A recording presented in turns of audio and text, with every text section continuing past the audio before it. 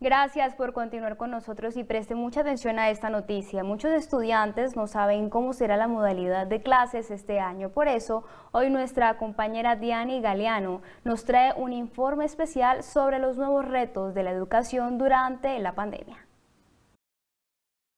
A nivel departamental se habla de cómo serán las clases en este nuevo año lectivo, si a través de la virtualidad o a través de la alternancia. Es por eso que hoy en CNS Noticias nos acompaña Javier Hernán Zapata, quien es el presidente de SUTEP Tuluá. Bienvenido al canal CNC.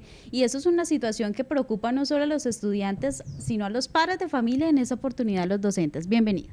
Muchas gracias por esta oportunidad. Sí, estamos bastante inquietos con este tema, máxime cuando la situación de la pandemia, pues cada día crece más el número de contagios. Bueno, hablemos un poquito de cómo ustedes tuvieron que trabajar durante el año 2020, que fue un año en donde se inició con el tema del estudio a través de la virtualidad, y explíquenos un poquito de por qué la educación no es virtual realmente. A ver, el año pasado fue un año atípico. Empezamos de manera presencial, para lo cual los muchachos se habían matriculado. Ya en el mes de marzo, comienzos de marzo, pues se suscita este tema de la pandemia y nos mandan para la casa a un confinamiento obligatorio inicialmente y después a unos confinamientos sociales inteligentes. Esto nos llevó a desarrollar diferentes metodologías de trabajo. Una de ellas es la atención remota en casa, a través de principios de la comunicación sincrónica y asincrónica. ¿Por qué no podemos hablar de virtualidad? Porque no todos los estudiantes tienen acceso a la conectividad. Entonces, si hablamos solo de la virtualidad, estaríamos siendo excluyentes de aquellos que en su inmensa mayoría no tienen acceso a las tecnologías de la información. Bueno, hablemos cuáles fueron los retos que ustedes encontraron y los que se han tenido que afrontar, no solamente de ustedes como docentes, sino también en la parte de los estudiantes. La conectividad, básicamente.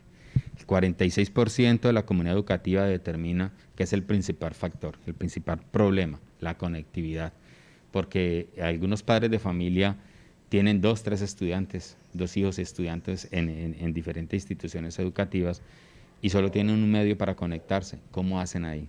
¿Cómo hacen para poder? Y algunos no tienen, o están en la disyuntiva si hacen la recarga o compran para el desayuno, y el gobierno no ha adelantado las acciones que garanticen ese componente de la conectividad que se convierte en un componente universal del derecho a la educación.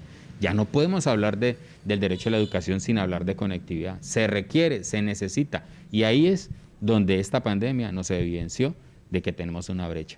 Bueno, no solamente el tema de la conectividad, sino también hemos visto que muchos de los jóvenes y estudiantes se han retirado del sector educativo por eso mismo, porque no cuentan con esas herramientas para continuar con el año lectivo. Ahí hay que aplaudir y hacerle un reconocimiento a los maestros de que se la jugaron. Escuché la semana pasada a un rector, a quien admiro y respeto muchísimo, al licenciado Antonio Rabé, que nos decía que pudimos haber hecho muchas embarradas y que pudimos habernos equivocado mucho, pero que aprendimos mucho a tal manera de que logramos retener en el sistema a la mayor cantidad de estudiantes, evitando que desertaran, utilizando diferentes alternativas. Utilizamos los teléfonos, ¿sí? Utilizamos los computadores, utilizamos las guías, utilizamos las llamadas, una serie de alternativas, de estrategias que permitieron que estos estudiantes pudieran desarrollar unos trabajos y pudieran continuar sus procesos de formación en casa. Eso hay que abonárselo a los maestros. ¿Y con qué lo hicieron los maestros? Con sus propios recursos, con sus equipos, con sus planes, pagados con sus propios recursos. Y el gobierno eso no lo ha querido reconocer. El sistema se sostuvo gracias a los 1.088 maestros del municipio de Tuluá que le pusieron el pecho de frente a sacar avante esta situación, tal cual como le hicieron los campesinos, proveyéndonos el recurso mientras nosotros estábamos confinados. Ellos siguieron trabajando para que nunca en la ciudad faltara el alimento. Bueno, otra cosa por resaltar, además del tema de los maestros en el tema de la virtualidad, es que, como usted lo decía, se han tenido que empezar a invertir unos recursos de más a través de los mismos salarios de los maestros y otros temas de salud que también ha afectado a ustedes como docentes porque las horas de educación se han extendido.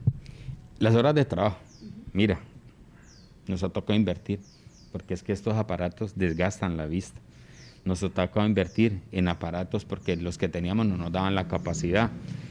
Se incrementaron los problemas de túnel carpiano, se incrementaron los problemas de ansiedad, porque es que pasar de usted saber que yo y daba sus 6 horas, venía y revisaba algo y listo, cuando hoy en día tenemos llamadas y mensajes 11, 12, 1 de la mañana, profe, es que esta es la única hora en que yo me puedo conectar para mandarle sus trabajos.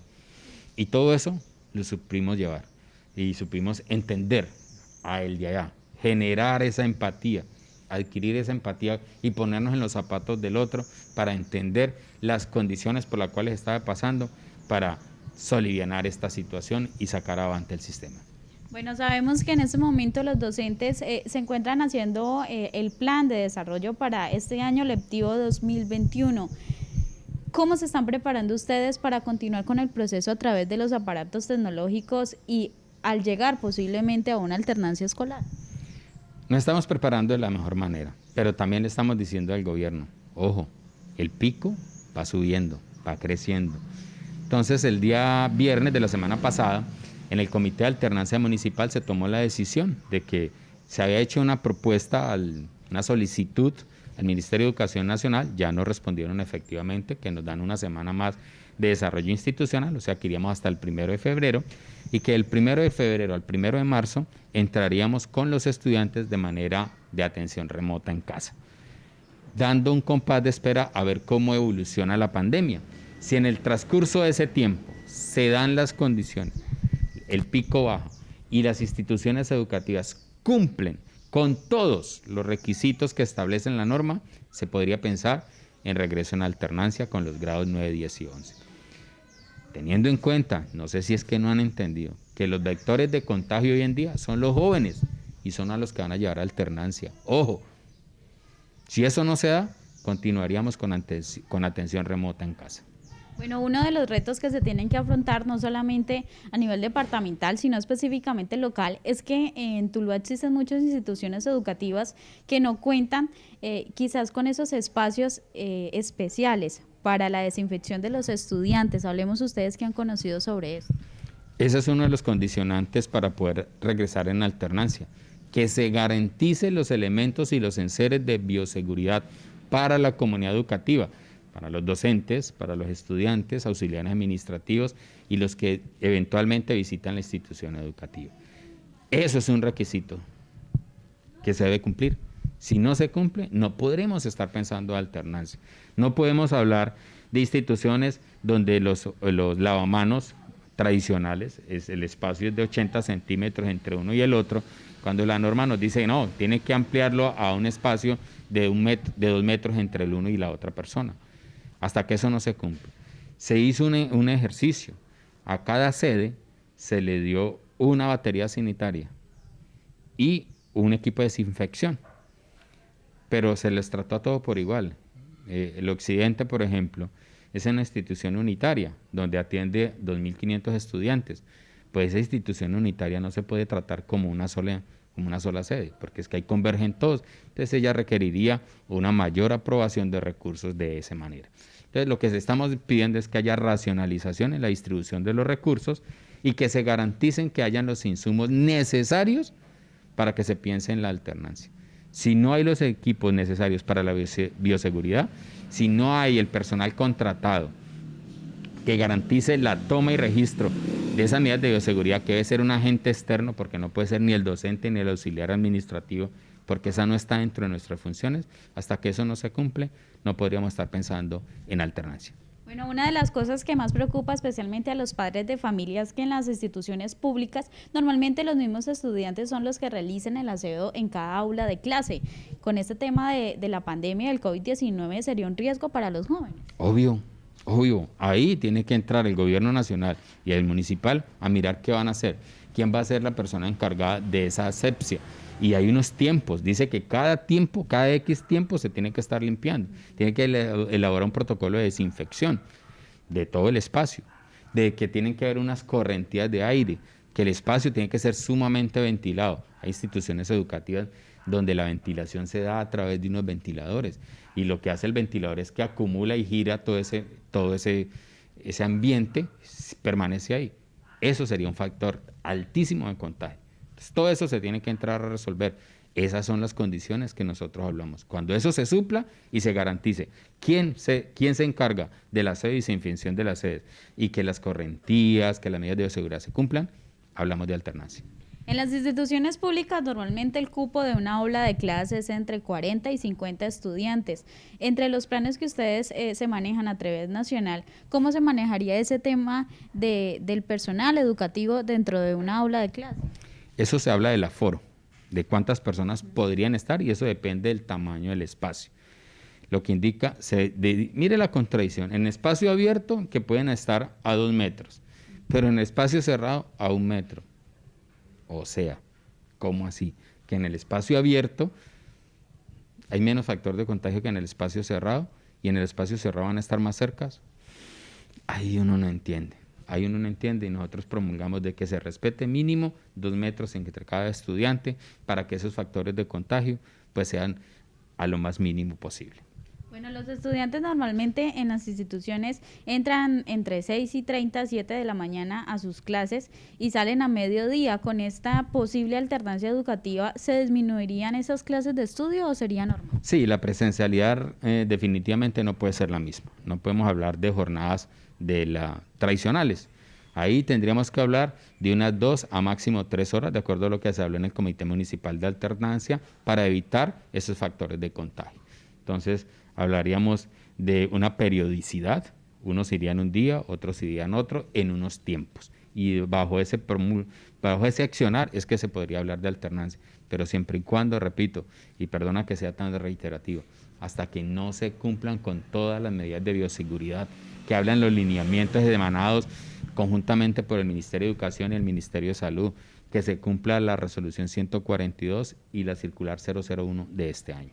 Bueno, una duda que siembra mucho en el tema, especialmente los padres de familia, es qué va a pasar en caso tal de, como muchos piensan, no van a mandar sus estudiantes, así inicien con alternancia, pero si ellos están en la casa, ¿quién les garantiza que van a continuar con las clases de forma virtual si si en ese momento los docentes estarían dando clase en la institución educativa? Ahí es donde está el meollo del asunto, porque volvemos al principio. Hay 2 circunstancias en las cuales dice quiénes vendrían. Los estudiantes en un número por el aforo y los estudiantes que el padre de familia autorice, si el papá o la mamá o su representante decide que asista. Los que no asistan, el gobierno nacional y municipal debe garantizar que esos estudiantes puedan recibir esa charla, ese conversatorio, ese quehacer que está viviendo en ese momento el estudiante con su profesor, que ellos que están aquí de manera presencial, los que están en casa también lo pueden evidenciar. Ahí es donde cobra vital importancia la conectividad. Necesitamos conectividad superior a las 200 megas por establecimiento educativo para que pueda haber esa suficiencia técnica que permita esa interacción con los que están en casa. Bueno, a usted, Javier Hernán Zapata, presidente de SUTEP, un mensaje y un final para que todos los docentes, padres de familia, estudiantes conozcan más de cómo avanza ese tema educativo, el tema de la alternancia, que no es tan fácil como lo cree que es mandar un niño al colegio, sino que tiene unos riesgos y unos controles especiales. Y unas implicaciones para el maestro. Hay unas responsabilidades civiles y penales, por acción o por omisión. Si a un estudiante le llega a pasar algo, la responsabilidad es nuestra. Señores, tengamos en cuenta cómo estamos. Hoy en día los vectores de contagio son los jóvenes. Por favor, si no necesitas salir a la calle, quédate en casa. Si tienes que salir, hazlo, pero con todas las medidas de bioseguridad, lavado constante de manos, el uso permanente de tapabocas. Si puedes ponerte una careta, muchísimo mejor. Todos esos factores los invitamos a que los tengan en cuenta. Nosotros queremos la alternancia. Nunca hemos dicho que no, pero sí decimos que cuando haya garantías, cuando nos garanticen todas las medidas de bioseguridad y que nos garanticen que los que están en casa puedan recibir la misma información de manera oportuna como la que están recibiendo los que están en presencialidad. Gracias por acompañarnos en nuestra emisión de CNS Noticias. Muchas gracias y un cordial saludo a esos 1.088 maestros del municipio de Tuluá, quienes le pusieron el pecho a la educación y la sacaron avante en el 2020 y en este 2021 también lo haremos porque unidos somos más. Bueno, pues Si te gustó esta nota de CNS Noticias Tuluá, no olvides suscribirte a nuestro canal de YouTube Teluro Producciones y activar la campana para que te lleguen todas las notificaciones.